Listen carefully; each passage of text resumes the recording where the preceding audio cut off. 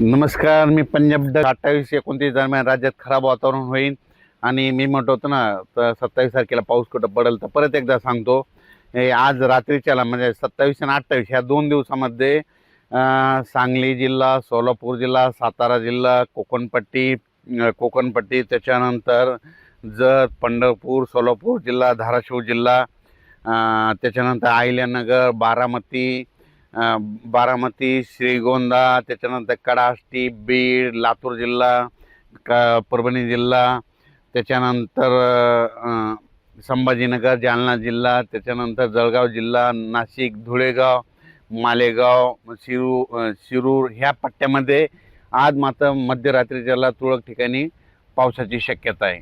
पण हे पाऊस सर्वदूर पडणार नाही. त्याच्यानंतर हे पाऊस पुन्हा आज मध्यरात्रीच्याला आणि उद्याच्याला बुलढाणा जिल्हा, मेकर, लोणार, रिसोड ह्या पट्ट्यामध्ये, त्याच्यानंतर खामगाव घाटाच्या खाली नांदुरा, बुलढाणा, त्याच्यानंतर परतवाडा, बुरहानपूर, मध्य प्रदेश मध्ये ह्या पट्ट्यामध्ये काय होणार, आज रात्रीच्या आणि उद्याच्याला तुरळक ठिकाणी काही ठिकाणी आज पाऊस येईल, कुठं थेंब येतील म्हणून हा अंदाज लक्षात द्यायचा. सर्वदूर पडणार नाही, पण आज ह्या पट्ट्यामध्ये मात्र रात्रीच्याला पाऊस येणार आहे म्हणून हा अंदाज लक्षात यायचा.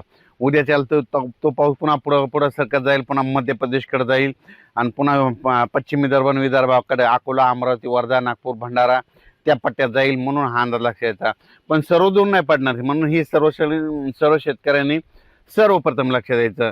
फक्त भाग बदलत आहे, तुरळक ठिकाणी पडणार आहे, म्हणजे मोजक्या ठिकाणी पडलेला असेल म्हणून हा अंदाज लक्षात यायचा. त्याच्यानंतर इकडं अहिल्यानगरकडे शिर्डी, त्याच्यानंतर आता बारामती ह्या पट्ट्यात देखील काय होणार आहे, आज मध्यरात्रीचा चांगले थेंब देखील येणार आहे. वीट उत्पादकांना सांगू इच्छितो, तुम्ही दुपारनंतर तुम्ही तुमच्या विटा झाकून घ्या. कारण जे तंबाखूचे निपाणी कर्नाटकचे शेतकरी त्यांना सांगू इच्छितो की तुम्ही कांदा असेल, तुमची तंबाखू असेल तर आजच्याला झाकून ठेवा. कारण की राज्यामध्ये आज म्हणजे रात्री कर्नाटकच्या उत्तर कर्नाटककडे जरा जास्त पाऊस पडणार आहे आणि पश्चिम कर्नाटककडे एक असणार आहे आणि पूर्व कर्नाटककडे कमी पडेल म्हणून हे लक्षात यायचं.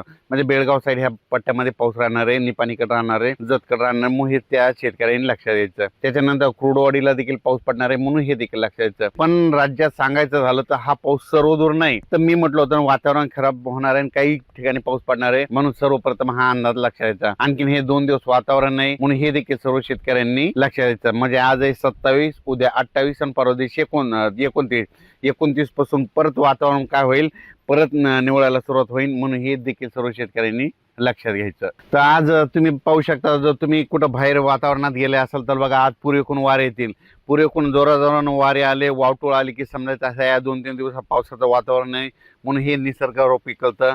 म्हणून द्राक्ष शेतकरी असो, तूर उत्पादक शेतकऱ्यांना सांगू इच्छितो की तुम्ही काय करा, आज तुमच्या जर पेंड्या हे असतात तर त्या झाकून ठेवा. कारण की कांदा शेतकऱ्यांनी कांदा देखील झाकून घ्या. कारण की आज रात्री त्याला बऱ्याच भागामध्ये तुरळक ठिकाणी पाऊस पडणार आहे, सर्वदूर पडणार नाही म्हणून हा अंदाज लक्षात यायचा.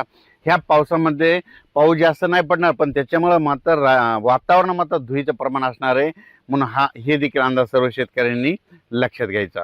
द्राक्ष बागायतदार व डाळिंब शेतकऱ्याला सांगू इच्छितो की वातावरणात धुळी असल्यामुळं तुम्ही आज रात्रीच्याला पाऊस येत असल्यामुळे तुम्ही कोणतं औषध पाऊस येण्याच्या अगोदर तर मारू शकतात ते मारून घ्यावे म्हणून हे द्राक्ष शेतकऱ्यांनी हे देखील खास करून अंदाज लक्षात घ्यायचा.